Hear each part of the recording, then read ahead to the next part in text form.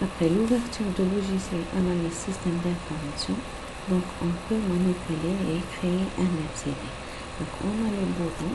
Pour ce bouton, c'est le bouton nouveau. Le deuxième bouton, c'est le bouton ouvrir. Celui-là est pour enregistrer. Celui-là aussi, c'est pour enregistrer sur un nouveau fichier. Et ce bouton pour afficher ou masquer le navigateur. Et ce OK, c'est pour la validation et la vérification des commandes. Et ce bouton, c'est pour la généralisation du MPD, MLDR et SPL. Donc, pour créer un MCD, donc on va aller sur MCD. Quand on va aller sur MCD, il va apparaître les 4 boutons suivants. Donc, ces 4 boutons suivants sont pour créer le MCD. Donc, le premier bouton pour créer les entités. Donc, on va cliquer sur le bouton et cliquer sur la partie blanche, celle-ci. Donc, on va cliquer plusieurs fois pour créer plusieurs entités à chaque fois. Si on veut arrêter de copier, donc je vais cliquer sur la flèche de la souris. Donc clique ici, donc on arrête de copier. Si je veux supprimer cette entité, je vais mettre bouton droit, supprimer ou supprimer directement et je vais mettre oui. Ou directement sélectionner et faire par le clavier la touche supprimer. On va supprimer l'entité. Donc maintenant, si je veux faire pour ces deux entités une relation, avant ça, donc je peux pour l'entité modifier cette entité. Donc je vais cliquer 2 fois ou cliquer bouton droit et faire modifier. Donc il apparaît cette manière. Donc je vais donner un nom pour cette entité, par exemple personne. Très bien. Pour ajouter les attributs de cette entité, je vais mettre ici sur le nom, par exemple, le nom de la personne. Le nom, je vais choisir le type de l'attribut Charles et je vais mettre la taille ici de l'attribut, par exemple c'est 25. Je vais mettre directement c'est ajouté. Quand je mets ajouter, donc il va apparaître dans cette partie. Donc il faut le ramener à cette partie pour qu'il soit affiché. Donc je vais supprimer et maintenant je vais mettre directement c'est OK. Et voilà, mon entité personne est créée par le nom et les attributs. Maintenant pour la deuxième entité, si je veux modifier la même chose, je vais cliquer 2 fois. Donc modifier le nom de l'entité, par exemple module. Je vais ajouter un attribut, par exemple désignation.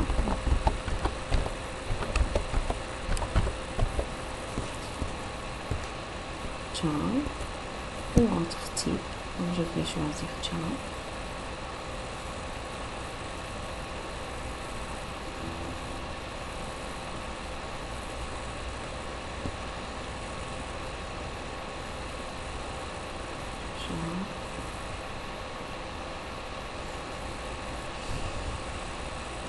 Donc voilà. Donc je vais mettre la taille, par exemple cette taille. Je vais mettre ajouter et je vais déplacer cette désignation à cette option. Si j'avais par exemple crédit, c'est un nom, décimal, ajouter, et par exemple coefficient. C'est un nom décimal, je vais l'ajouter. Donc je vais mettre le nom, le crédit et le coefficient. Donc je vais par exemple, retirer le nom, je vais retirer par cette flèche, je vais cliquer ici. Donc, je peux déplacer l'emplacement de ces attributs par les flèches suivantes. Donc, je vais mettre OK pour valider l'entité. Maintenant, l'entité est modifiée. Maintenant, pour créer une relation, je vais cliquer sur ce bouton. Je vais cliquer sur la partie blanche. Donc, je vais cliquer sur la souris pour arrêter le copiage et je vais supprimer par la touche supprimer du clavier cette partie. Donc, je vais mettre directement serré. Donc, voilà l'association entre deux entités. Donc, je peux mettre, si l'association elle a des attributs, je peux mettre des attributs pour cette association. Je peux mettre le nom de l'association, par exemple Nox. Je peux mettre l'attribut, par exemple Nox. Et c'est décimal.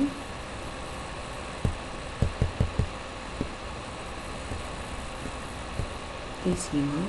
Et je vais l'ajouter. OK. Très bien. Voilà. Je n'ai pas ajouté parce que j'ai vu directement ajouter. Notes. Je vais mettre ajouter. Là, voilà. Je vais le faire passer de cette partie et valider par OK. Maintenant, elle est créée la relation. Donc, il faut mettre les relations entre l'entité et la relation suivante, c'est-à-dire les cardinalités.